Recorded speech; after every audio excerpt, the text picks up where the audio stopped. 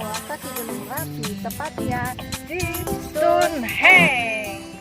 Dan Stonehenge ini lokasinya memang setelah dari The Lost World Castle itu kita tinggal maju terus ke depan aja. Itu kurang lebih 500 meter. 500 meter nanti ada tulisan sebelah kanan Stonehenge. Dan untuk masuk ke Stonehenge ini murah banget, cuma bayar 15.000 aja per orang ya guys ya. Dan parkir motor 2.000, untuk mobil 5.000 rupiah. Betul. Dan memang lokasinya untuk Stonehenge ini seputaran ini aja. Jadi buat kalian yang penasaran, sebelum kalian tonton reviewnya dari kita, jangan lupa yang belum subscribe, di subscribe dulu, Ditekan tombol loncengnya, di like, di komen, dan di share. Oke guys, yuk kita cekidot ke videonya.